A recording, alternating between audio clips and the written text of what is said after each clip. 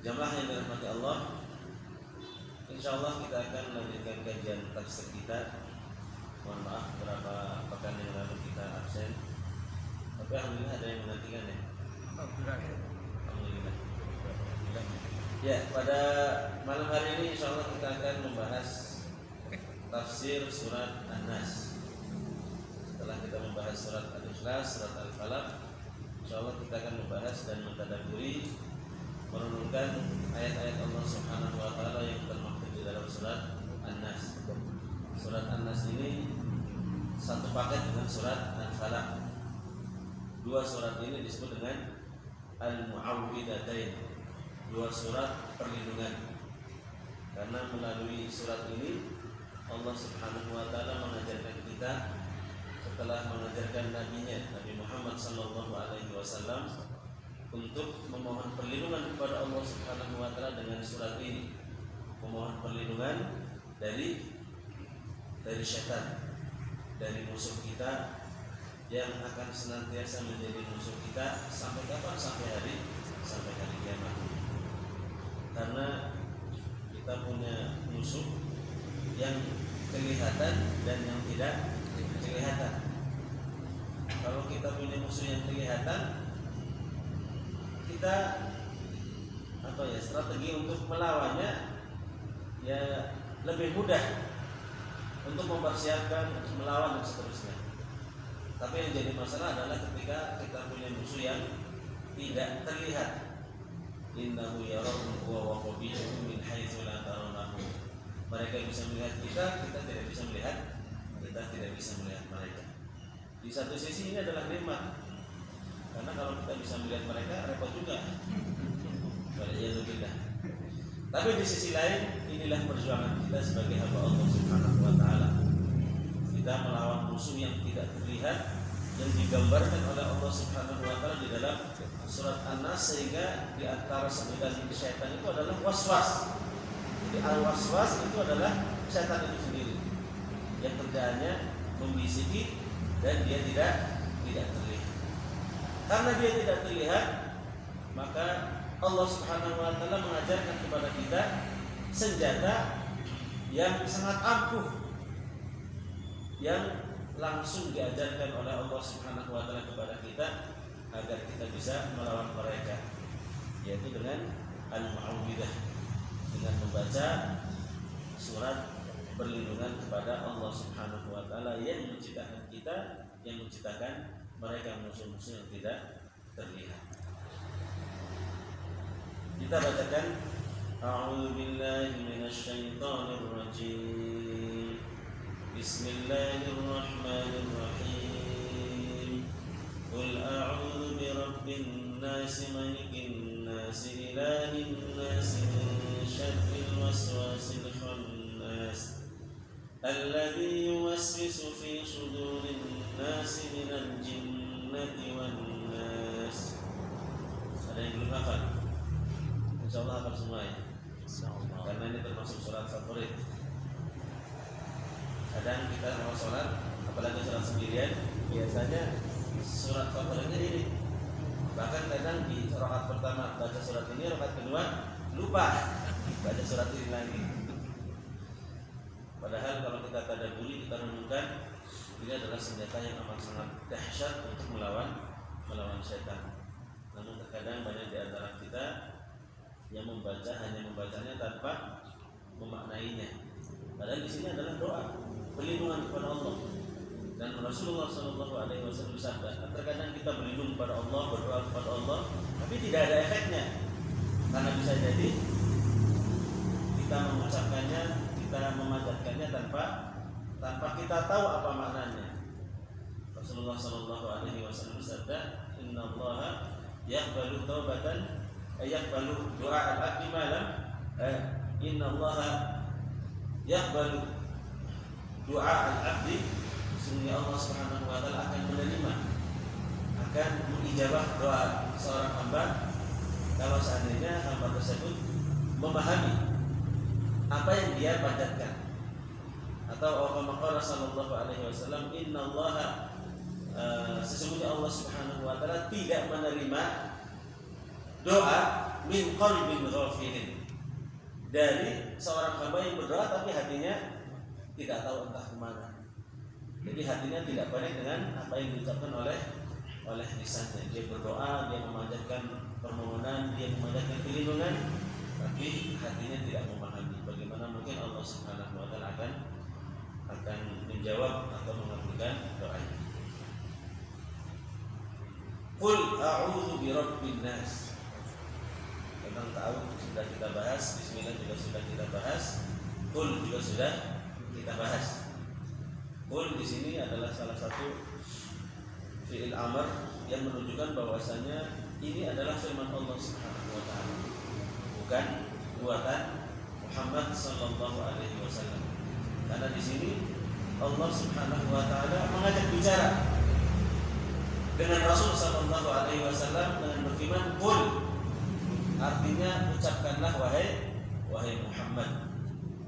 Ini pada beberapa pertemuan yang lalu juga kita sudah bahas bahwa di antara penjelasan para ulama terkait dengan sebab turunnya surat ini adalah ketika Allah Subhanahu wa taala melalui malaikat Jibril alaihissalam memberikan pengajaran kepada Rasulullah sallallahu alaihi wasallam untuk menyembuhkan penyakit beliau atau menyembuhkan sihir yang telah dikirimkan kepada beliau sallallahu alaihi wasallam, yang kemudian dengan izin Allah Subhanahu wa taala setelah membaca ayat-ayat ruqyah di antaranya adalah surat ini, Allah Subhanahu wa taala kemudian menyembuhkan Rasulullah sallallahu alaihi wasallam. Qul, katakanlah wahai Muhammad, ucapkanlah wahai umat Muhammad, ketika kita akan berlindung dari godaan-godaan syaitan.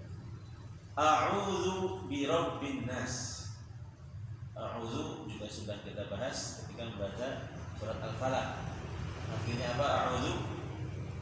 Aku berlindung. Makanya disebut dengan ta'awudz atau mu'awwidah, ayat atau surat perlindungan. Karena di sini kita berlindung. A'udzu, aku berlindung. Berlindung kepada siapa? Di sini kita diajarkan untuk mengenal Allah Subhanahu wa taala, dan kita berlindung kepada Allah Subhanahu wa taala bukan hanya dengan 1-2 nama Allah, tapi langsung tiga nama Allah Subhanahu wa taala. Karena kita akan berlindung kepada Allah Subhanahu wa taala dari sumber segala keburukan, sumber segala kemaksiatan, sumber segala kejahatan, yaitu syaitan laknatullah alaihi. A'udzu birabbin nas. Aku berlindung kepada Rabbnya manusia. Rabb juga sudah kita bahas ya. Ini adalah tentang rububiyah Allah Subhanahu wa taala. Ketika kita mengucapkan Rabb, apa artinya Rabb kemarin? Rububiyah Allah. Kata-kata Rabb itu mengandung tiga arti. Apa saja? Al-Khaliq, yang maha pencipta, Al-Mudabbir, yang maha mengatur, dan Al-Malik.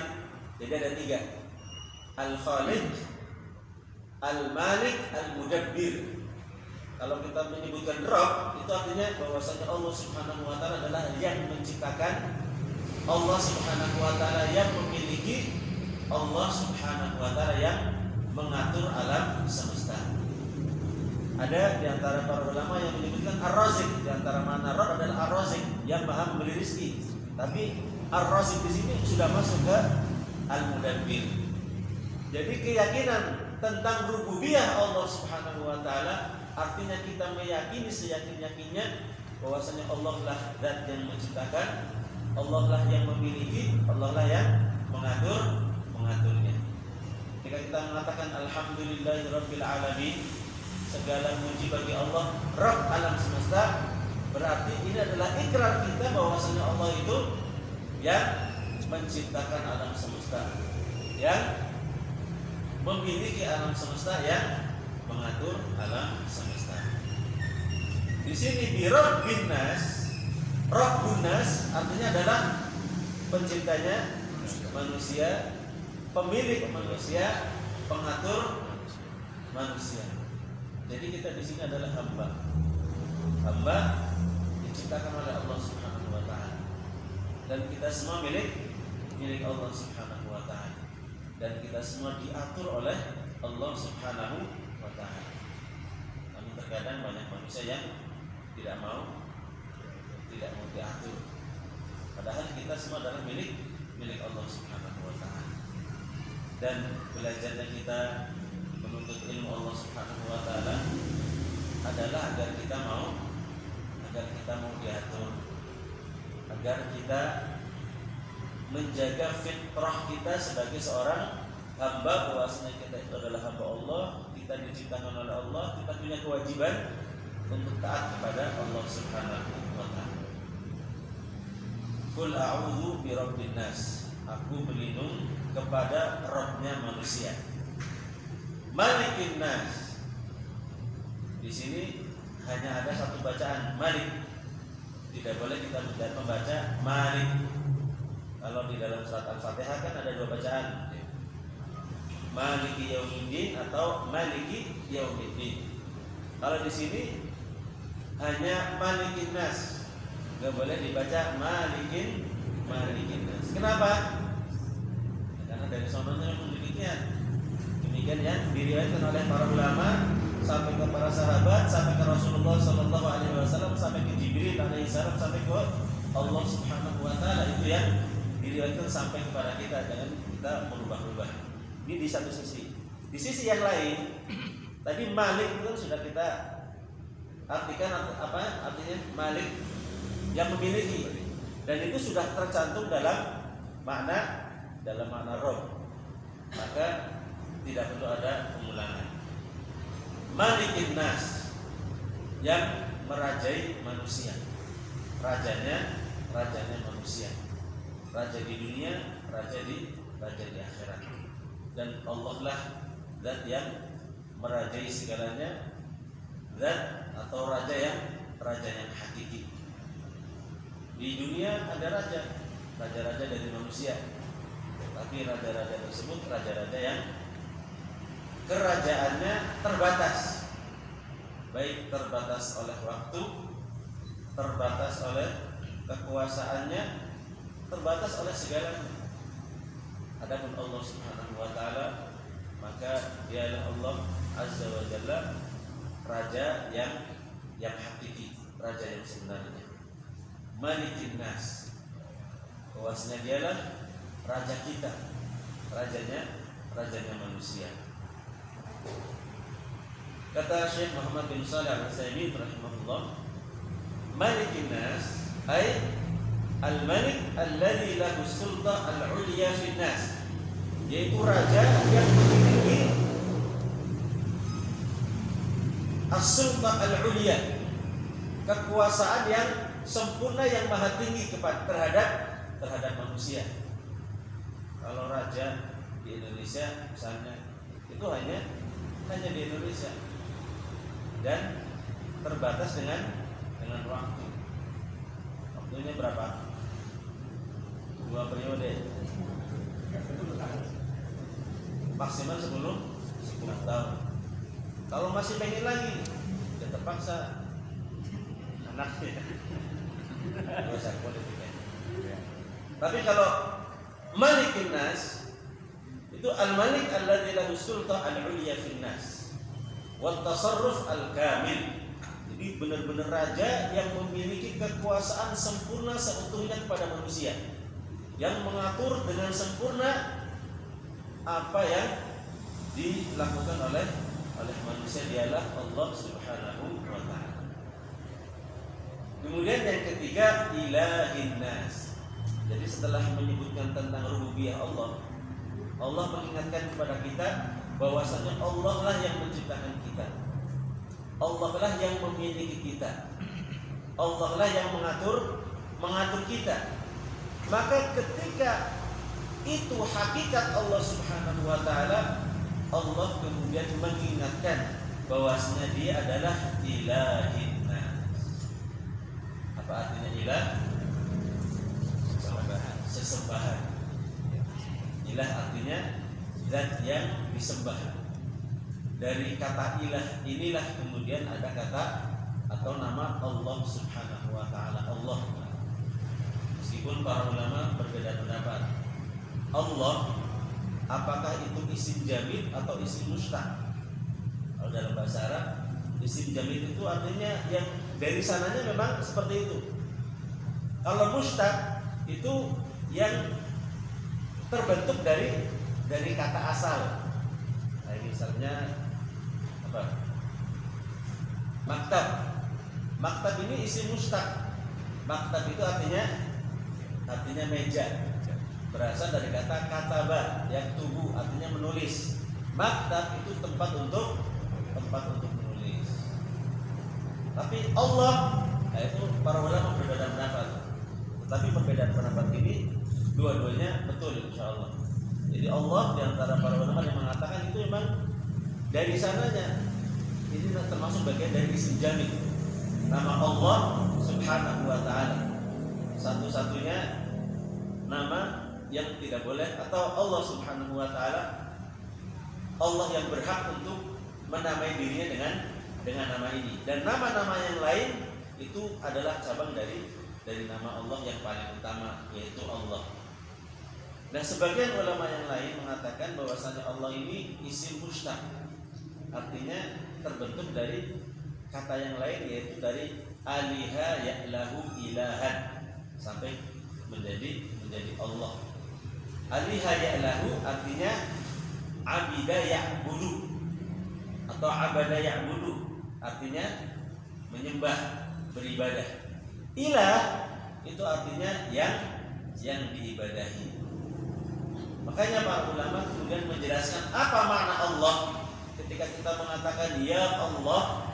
Allah itu artinya dzul uluhiyah, zat yang berhak untuk diibadahi, zat yang berhak untuk disembah.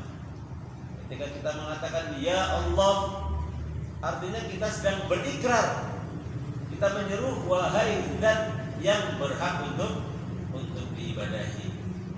Jadi ini korelasinya sangat erat sekali dengan ayat sebelumnya. Ketika kita mengakui tentang rububiyah Allah, kalau Allah yang menciptakan kita, Allah yang mengatur kita, maka kepada Allah pula kita beribadah. Jangan sampai seperti orang-orang musyrik jahiliyah. Mereka itu meyakini bahwasanya Allah yang menciptakan mereka, Allah yang memberi rezeki kepada mereka, Allah yang mengatur mereka. Tetapi giliran beribadah, ternyata mereka beribadah kepada Allah, tapi juga beribadah kepada selain Allah Subhanahu wa taala. Jadi di sini kita diingatkan sebenarnya, kalau kita adalah hamba Allah, kita diatur oleh Allah, maka jangan sampai kita beribadah kecuali kepada Allah Subhanahu wa taala dalam bentuk ibadah apapun. Karena ibadah itu apa? Ismun jami'un likulli ma yuhibbuhu Allah wa yardahu min al-aqwali wal af'al al-zahirah wal batinah. Jadi ibadah itu adalah satu nama yang mencakup segala sesuatu yang diridhoi dan dicintai oleh Allah Subhanahu wa taala, baik berupa perkataan atau perbuatan yang lahir maupun yang batin. Itu ibadah. Segala macam ibadah itu harus diberikan kepada Allah Subhanahu wa taala saja. Termasuk dalam perkara-perkara yang dianggap oleh orang itu bukan ibadah. Karena banyak orang menganggap ibadah itu yang hanya sholat, hanya puasa, hanya haji, hanya baca Al-Quran. Menuntut ilmu juga ibadah. Maka jangan sampai kita menuntut ilmu karena ingin diakui oleh orang, karena riya, karena sum'ah dan seterusnya. Dan juga ibadah-ibadah yang lain. Ini makna ilahin nas. Ilah bermakna al-ma'luh, yaitu zat yang berhak untuk diibadahi. Di sini kita berlindung kepada Allah Subhanahu wa taala dengan menyebut 3 nama Allah Subhanahu wa taala sekaligus. Kita berlindung kepada Allah Subhanahu wa taala dari apa? Min syarril waswasil khannas. Dari kejahatan, bahkan dari sumber segala kejahatan. Kejahatan siapa?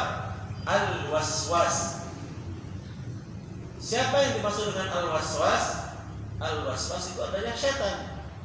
Jadi nama lain syaitan adalah al-waswas. Makanya di sini Syekh Muhammad bin Shalih Al-Utsaimin rahimahullah ketika menafsirkan al-waswas juga mengatakan qala ulama.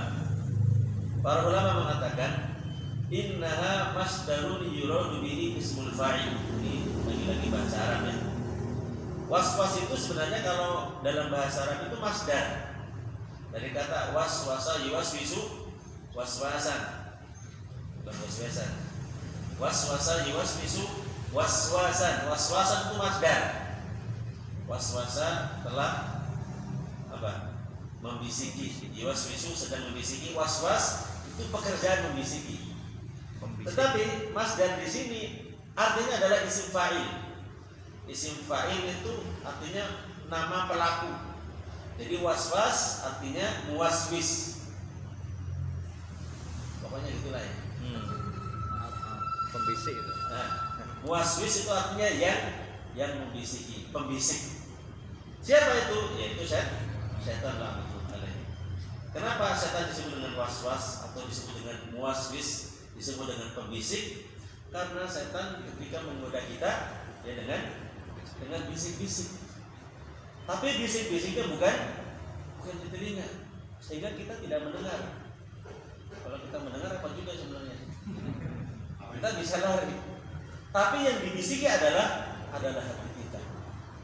Sehingga terkadang ketika setan membisiki kita tidak merasa, padahal kita pada saat itu sedang dibisiki, sedang digoda. Makanya ada juga namanya penyakit waswas. Sebenarnya ini adalah godaan setan. Dan alhamdulillah banyak orang-orang yang diuji oleh Allah Subhanahu wa taala dengan penyakit waswas ini. Kasihan. Ada yang waswas dalam urusan akidah, ada yang waswas dalam urusan ibadah. Sampai-sampai dalam urusan akidah terkadang orang itu merasa dia itu sudah murtad. Alhamdulillah, karena begitu gencarnya waswasnya setan, itu terkadang yang merasa saya itu sudah murtad atau belum ya, saya itu Islamnya benar apa enggak ya, saya itu penuh syahadat lagi atau tidak. Ini adalah waswas. Kenapa seseorang bisa digoda seperti itu? Bisa jadi karena dia jauh dari zikir kepada Allah Subhanahu wa taala. Karena di sini disebutkan al-waswas al-khannas. Khannas itu juga salah satu sifatnya setan. Al-khannas itu artinya apa? Kata Syekh Al-Utsaimin rahimahullah, alladzi yakhnasu wa yanhasimu wa yuwalli wa yudbir 'inda dzikrillah azza wa jalla wa huwa syaitan. Al-khannas itu artinya yang suka maju mundur. Maju mundur. Kapan dia maju, kapan dia mundur? Maju untuk menggoda manusia ketika manusia itu tidak berzikir kepada Allah. Mundur ketika dia mendengar manusia tersebut berzikir kepada Allah Subhanahu wa taala. Ini arti al-khannas. Makanya disebutkan di dalam keutamaan azan ketika muadzin mengumandangkan azan, setan itu berlari terbirit-birit sekencang-kencangnya menjauhi suara azan sampai terkentut-kentut, kata Rasulullah sallallahu alaihi wasallam, agar tidak mendengar azan. Ketika azan sudah selesai, datang lagi menggoda manusia yang ada di masjid. Ketika iqamat, setan akan lari lagi. Ketika iqamat selesai, setan akan datang lagi menggoda kita ketika kita sholat. Terkadang di dalam sholat kita berzikir, tetapi kenapa setan itu bisa menggoda kita? Bisa jadi karena apa yang kita baca kita tidak mentadabburinya. Kita berzikir tapi seakan-akan kita tidak berzikir. Dan setan itu tidak pernah berhenti untuk menggoda kita, tidak pernah berhenti untuk berusaha menjerumuskan kita kepada kemaksiatan atau kepada kejahatan. Dan setan itu ya memang seperti itu kerjaannya. Sehingga kata Rasulullah sallallahu alaihi wasallam, "Asy-syaitanu jathimun ala qalbi ibni Adam." Bahwa setan itu jathim. Jathim itu artinya dekem. Mendekam baca apa? Paham ya dekamnya? Mendekam di hati hamba. Di hati semua manusia itu ada setan yang menunggu celah manusia itu lalai. Fa idza dzakarallaha khanas. Ketika hamba Allah atau anak Adam ini berzikir kepada Allah, maka dia akan berpikir, dia akan pergi. Wa idza ghafala waswas. Tapi kalau dia lalai, maka dia akan melancarkan waswasnya. Dia akan melancarkan godaannya.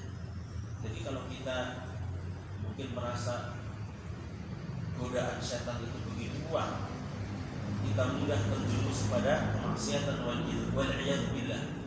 Bisa jadi karena kita kurang berzikir atau kita sedang lupa dengan Allah Subhanahu wa taala. Makanya setan itu juga macam-macam. Ada setan yang gemuk, ada setan yang kurus. Tapi yang gemuk bukan berarti setan. Terkadang ada manusia gemuk, setannya kurus, atau manusia kurus, setannya gemuk.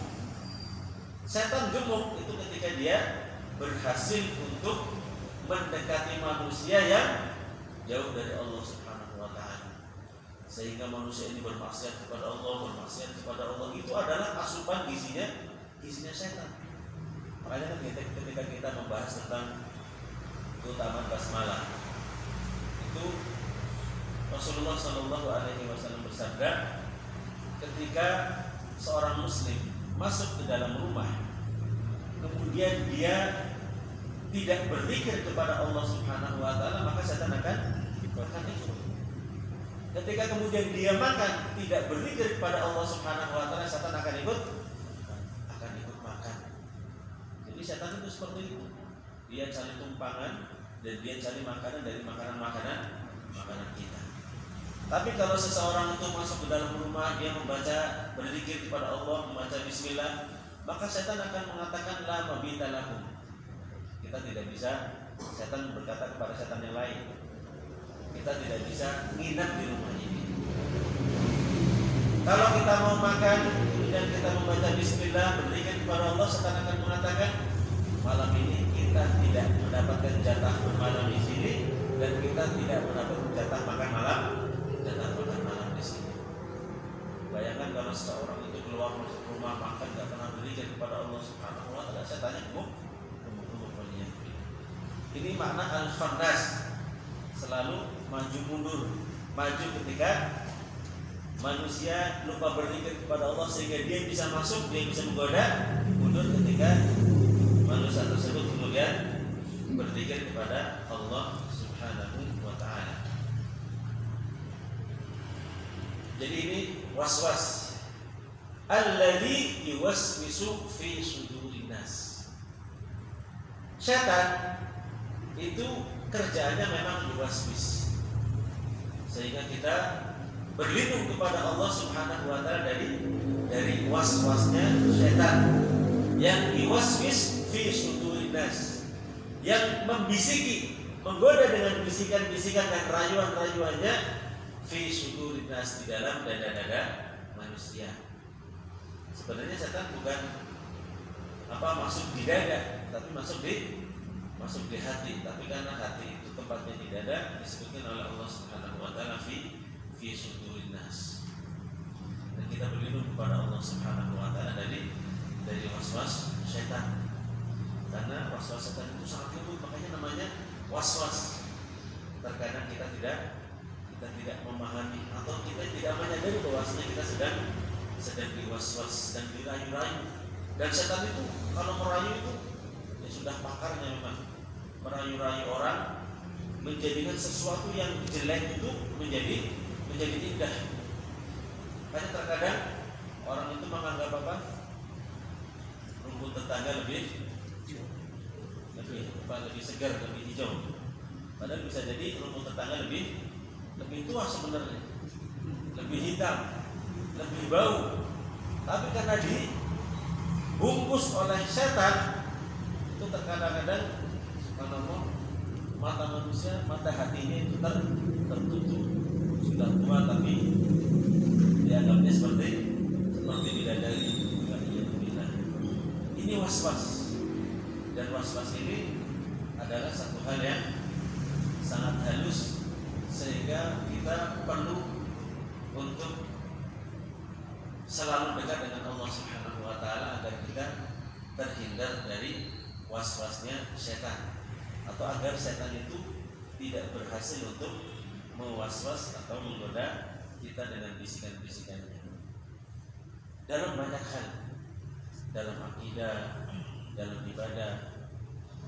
Makanya Rasulullah SAW pernah bersabda ketika kita sholat, kemudian kita digoda, dan pasti kita akan digoda. Kata Rasulullah SAW dalam sebuah hadis,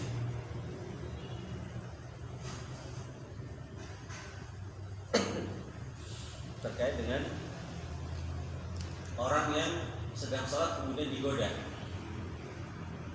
Kata Rasulullah SAW ketika ada seorang sahabat datang kepada Rasulullah kemudian bertanya, "Ya Rasulullah, hala syaitan baini wa baina salati wa baina qiraati." Ketika saya sedang sholat, syaitan itu datang kemudian menggodaku dan mengacaukan bacaanku, mengacaukan sholat, mengacaukan bacaan, sehingga terkadang-kadang tidak paham dengan apa yang dibaca. Baca surat An-Nas tapi nggak tahu pikirannya kemana-mana sampai keluar angkasa. Maka kata Rasul Sallallahu Alaihi Wasallam, "Dzaka syaitanun yuqalu lahu khinzib." Itu adalah setan yang namanya khinzib atau khinzab. Jadi setan itu punya nama, tapi kita tidak tahu nama-nama tersebut kalau tidak dikasih tahu oleh Rasul Sallallahu Alaihi Wasallam. Jadi pada prinsipnya segala sesuatu yang berhubungan dengan gaib itu kita meyakini tentang hal yang gaib tersebut dari dalil, baik dari Al-Quran maupun dari Sunnah Rasul Sallallahu Alaihi Wasallam. Jangan kemudian kita ngarang sendiri, setan namanya ini, setan namanya itu, padahal kita tidak tahu dalilnya. Di sini menunjukkan bahwasanya setan juga punya nama-nama, dan ternyata setiap setan itu punya faknya masing-masing, punya keahliannya masing-masing. Khinzib ini adalah setan yang memang keahliannya menggoda orang sholat. Fa idza anta hasastahu, kalau kamu merasa, jadi kita sedang sholat Allahu Akbar, kemudian kita itu kadang merasa, kadang tidak merasa. Makanya seharusnya ketika kita mau masuk ke dalam sholat, kita berusaha untuk menghadirkan hati kita, agar ketika datang was-was dari setan, kita langsung paham, langsung sadar, kemudian kita melakukan apa yang diajarkan oleh Rasulullah SAW. Fa idza anta hasastahu, kalau engkau merasa ada gangguan setan yang datang, fata'awwadz billah, maka berlindunglah kepada Allah. Kita sedang sholat, kemudian kita membaca, tapi kita merasa bacaannya kok sulit sekali untuk dipahami, kita bertaruh kepada Allah. Ini dengan mengatakan a'udzubillahi minasyaitonir rajim. Watfil an yasarika thalatha, kemudian kita meludah ke sebelah kiri kita 3 kali. Kata-kata tafala kan ada dalam bahasa Arab, itu ada tafala, ada basoko. Kalau basoko itu meludah yang keras, yang ludahnya banyak yang keluar. Ini jangan dipakai ketika kita sedang sholat, karena di hadis ini disebutkan tafala, artinya sebenarnya hanya mengeluarkan udara dari mulut, diiringi dengan sedikit air. Jadi jangan banyak-banyak. Takut juga kalau banyak-banyak di samping kita ternyata ada orang malah marah berantem. kita baca a'udzubillahi minasyaitonirrajim, kemudian kita tafal 3 kali. 3 kali. Audzubillahnya keras atau dalam hati aja? Atau diucapkan tapi tidak keras. Yusmi' nafsahu, jadi dia hanya memperdengarkan dirinya. Kenapa ke sebelah kiri, tidak ke depan, tidak ke kanan? Kata para ulama, karena setan itu datangnya dari arah kiri. Kenapa setan datangnya dari arah kiri? Karena setan itu akan mendatangi hati, sementara hati itu di sebelah kiri dada kita. Makanya kita menghadapnya di sebelah kiri. Maka kemudian sahabat ini mengatakan, fa'altu dzaka fa'adhabullahu azza wa jalla anni. Saya pun silakan. Sudah ada? Oke. Sudah ada. Ada berikut nanti kita lanjutkan sebentar. Kita lanjutkan. Bismillahirrahmanirrahim. Wassalatu wassalamu ala Rasulillah.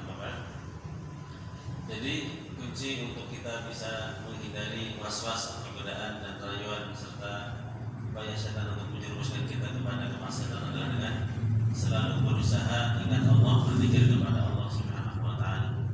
Dan untuk inilah Rasulullah sallallahu alaihi wasallam mengajarkan kepada kita zikir-zikir dari mulai bangun tidur sampai tidur lagi. Makanya setan itu jauh dari Rasul sallallahu alaihi wasallam, karena Rasulullah alaihi wasallam karena fi jami' ahyani fi dzikrillah subhanahu wa ta'ala, selalu dalam kondisi berzikir kepada Allah subhanahu wa ta'ala.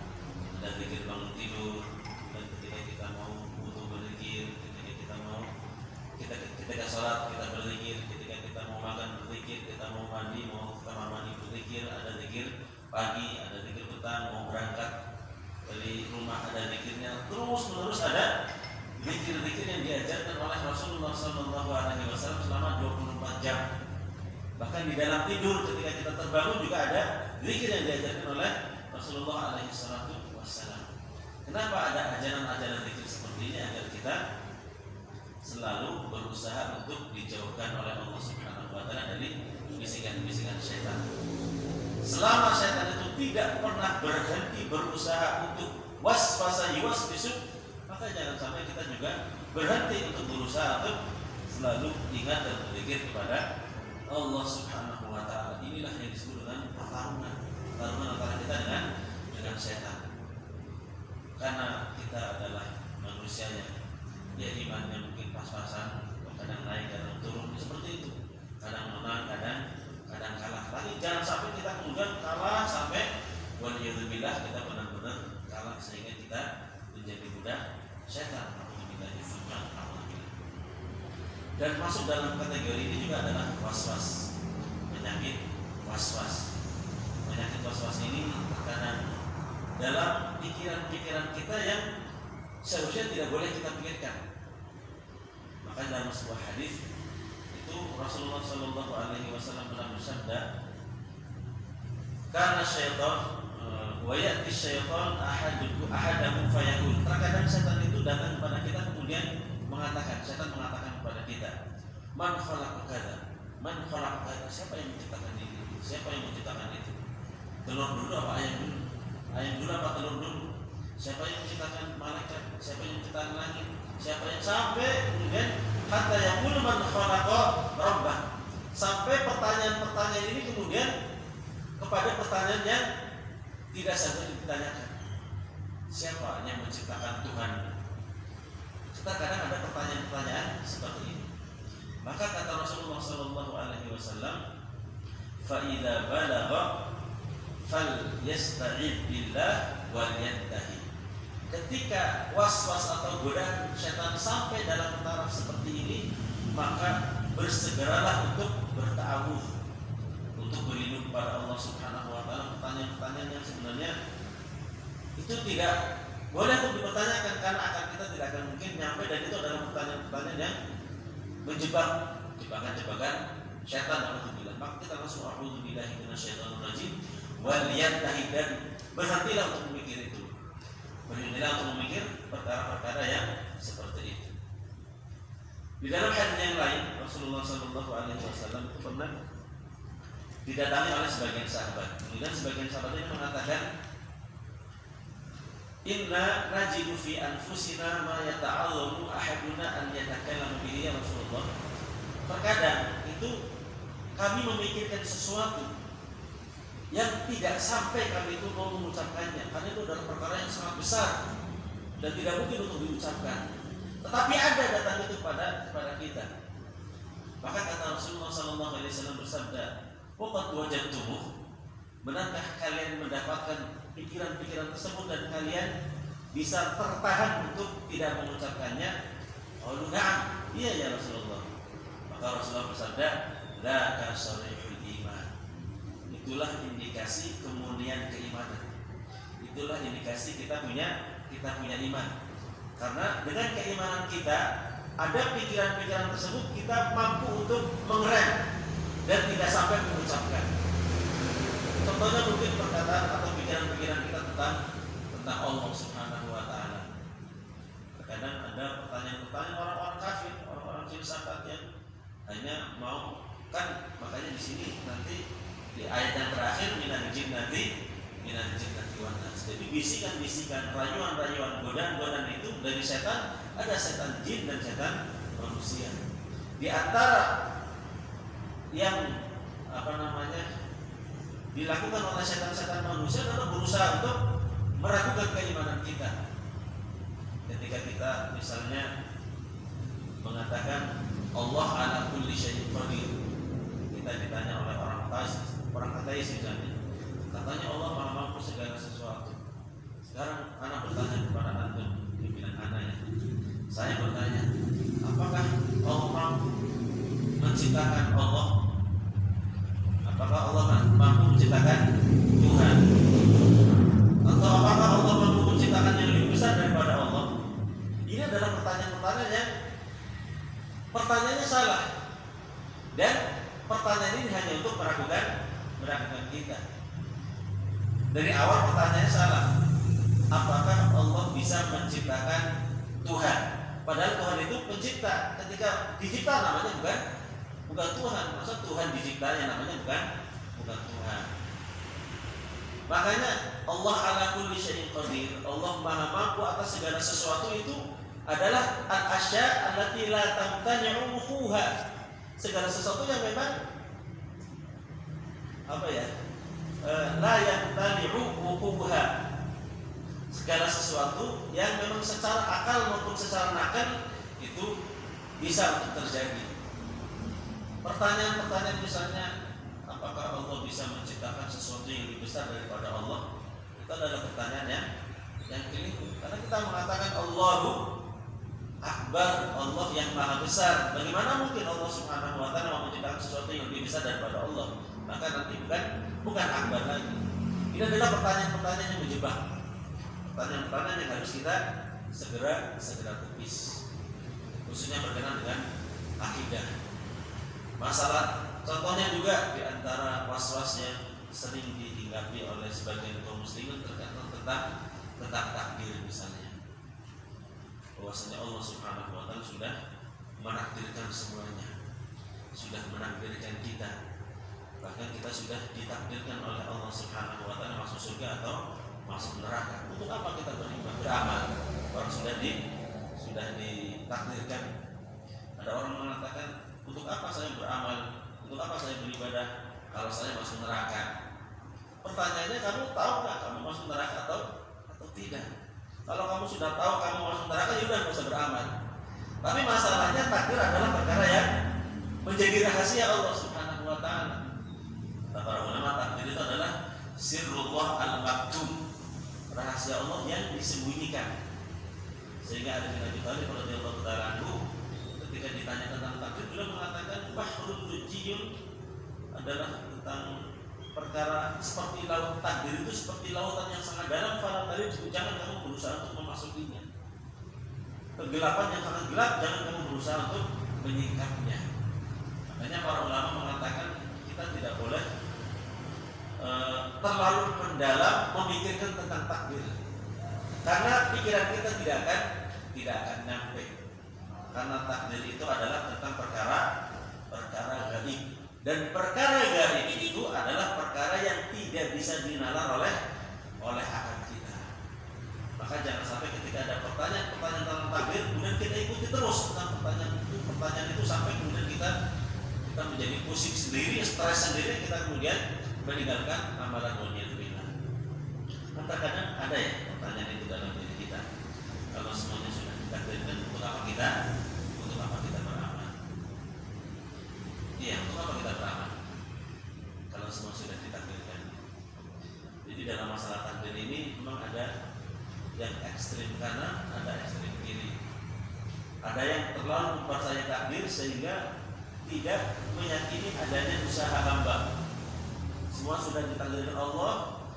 Hamba itu seperti robot, seperti dahan yang tertiup angin, tidak punya usaha, tidak punya kemampuan sama sekali. Ada ekstrem kiri yang sama sekali tidak percaya dengan takdir, bahwasanya yang dilakukan oleh manusia itu murni atas kehendak manusia, keinginan manusia tanpa ada campur tangan dengan kehendak Allah Subhanahu wa taala. Bahkan Allah tidak tahu kejadian kecuali setelah kejadian itu terjadi. Ada Ahlus Sunnah wal Jamaah, maka kita mempercayai takdir Allah Subhanahu wa taala. Tapi kita juga percaya bahwasanya Allah memberikan kemampuan dan kehendak serta keinginan dan pilihan. Tapi pilihan kita, kemampuan kita, kehendak kita di bawah kehendak Allah Subhanahu wa taala. Kita ketika melakukan sesuatu kita tahu bahwasanya kita milih. Ketika kita datang ke sini itu adalah pilihan kita. Kita mau datang ke majelis ilmu atau tidak, kita tahu bahwasanya kita sedang memilih. Ketika di majelis ilmu kita tidur atau kita mendengar, itu juga pilihan kita. Jadi akidah Ahlus Sunnah wal Jamaah adalah akidah yang pertengahan, dan inilah yang diajarkan oleh Rasulullah Sallallahu Alaihi Wasallam. Makanya ketika ada pertanyaan seperti ini, bahkan pertanyaan ini juga ada di benak para sahabat. Para sahabat radhiyallahu taala, di antara mereka ada yang bertanya kepada Rasulullah Sallallahu Alaihi Wasallam, ya Rasulullah, apa yang dilakukan oleh hamba itu, apakah berkenaan dengan yang sudah ditulis oleh Allah Subhanahu wa taala 50.000 tahun sebelum Allah menciptakan langit dan bumi, atau berkenaan dengan yang kehendak kita? Maka kata Rasulullah Sallallahu Alaihi Wasallam, apa yang dilakukan oleh dan dijalani oleh manusia adalah berkenaan dengan sesuatu yang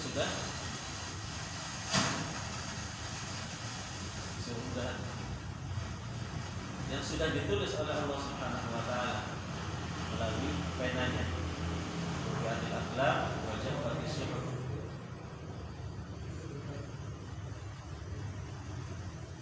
Ketika mendapatkan jawaban ini, para sahabat kemudian bertanya lagi, fa fiman amal? Kalau semuanya sudah digariskan, sudah ditentukan, sudah ditakdirkan, sudah ditulis, lalu untuk apa kita beramal? Lihat jawaban Rasulullah Shallallahu Alaihi Wasallam, dan jawaban ini membuat para sahabat radhiyallahu anhum puas dan tidak bertanya lagi tentang takdir. Kata Rasulullah Shallallahu Alaihi Wasallam, i'malu fa kullun muyassarun lima khuliqa lahu. Seakan-akan Rasulullah SAW bersabda kepada kita, jangan pikirkan tentang hal itu, karena itu di luar jangkauan kita. Kita pikirkan dan fokuskan tentang tugas kita. Apa tugas kita? I'malu, beramallah. Tugas kita bukan untuk memikirkan kenapa Allah mengatakan ini, kenapa Allah melakukan ini. La yus'al amma yaf'al wa hum yus'alun. Allah itu tidak ditanya kenapa Allah mengatakan ini, kenapa Allah melakukan ini. Wa hum yus'alun, kita lah yang nanti akan ditanya oleh Allah Subhanahu wa taala kenapa kita melakukan ini, kenapa kita tidak melakukannya itu. I'malu fa kullun muyassarun lima khuliqa lahu. Kerjaan kita atau tugas kita adalah beramal, maka beramallah, dan setiap kita itu akan dimudahkan terhadap takdirnya. Sudah di sini berhenti. Artinya para sahabat puas dengan jawaban Rasulullah Sallallahu Alaihi Wasallam, dan seharusnya kita juga puas dan tidak berusaha untuk mencari tahu lagi tentang bisa ya, kok bisa ya? Karena itu sudah di luar jangkauan kita. Makanya dalam perkara mengimani takdir itu kata para ulama ada 4 tahapan. Yang pertama adalah al-ilmu. Al-ilmu artinya ketika kita meyakini tentang takdir Allah, artinya kita meyakini bahwasanya Allah Subhanahu wa taala zat yang Maha tahu segalanya. Tahu apa yang telah terjadi, tahu apa yang akan terjadi, tahu apa yang sedang terjadi, tahu apa yang tidak terjadi. Kalau seandainya terjadi, bagaimana terjadi? Itu ilmu Allah Subhanahu wa taala. Jadi ketika Allah memerintahkan pena untuk menulis takdir, itu atas ilmu Allah Subhanahu wa taala yang meliputi segala sesuatu. Al-ilmu. Kemudian yang kedua al-kitabah. Kita meyakini takdir berarti kita meyakini bahwasanya segala sesuatu sudah ditakdirkan, ditulis oleh Allah Subhanahu wa taala melalui penanya. Jadi kata Rasulullah sallallahu alaihi wasallam, "Awwalu ma khalaqallahu al-qalam, faqala lahu uktub, faqala madza aktub? Qala uktub maqadir kulli syai'in ila yaumil qiyamah." Kata Rasulullah sallallahu alaihi wasallam. Jadi yang pertama kali diciptakan oleh Allah adalah pena. Kemudian Allah berfirman kepada pena, tulislah. Pena bertanya, apa yang aku tulis wahai Allah, wahai Rabb? Kata Allah, tulislah segala sesuatu yang akan terjadi sampai hari kiamat. Itu namanya al-iman bil kitabah. Kita mengimani, meyakini, dan ini bagian dari meyakini takdir bahwa segala sesuatu sudah dituliskan oleh Allah Subhanahu wa taala 50,000 sanah qabla khalqis samawati wal ardh. Sebelum Allah menciptakan langit dan bumi, Allah sudah menciptakan pena. Makhluk yang pertama apa? Makhluk yang pertama kali diciptakan oleh Allah apa?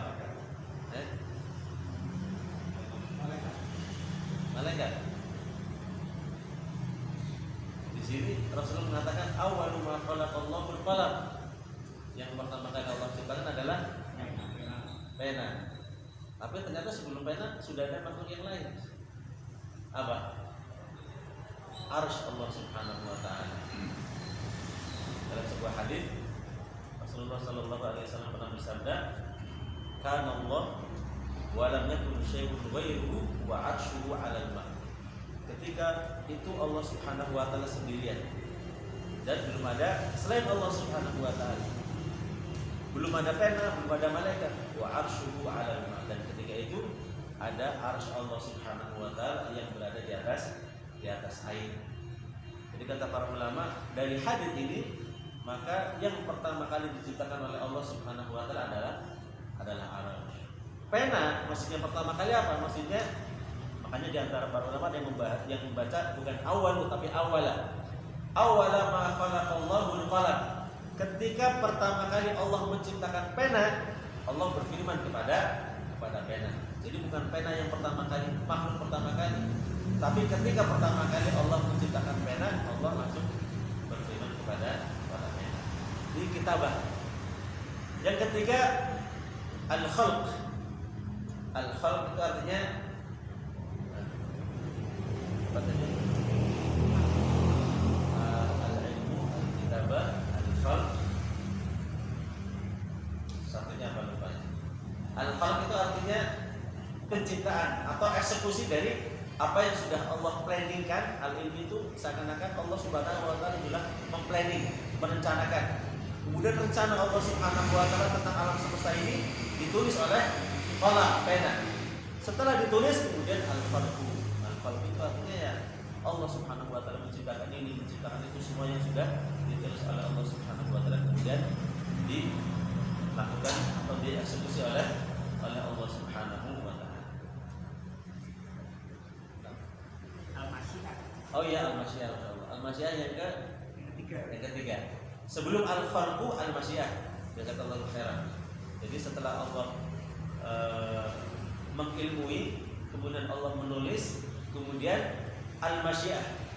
Al-masyiah artinya adalah kita yakin bahwasanya segala sesuatu itu atas kehendak Allah Subhanahu wa taala.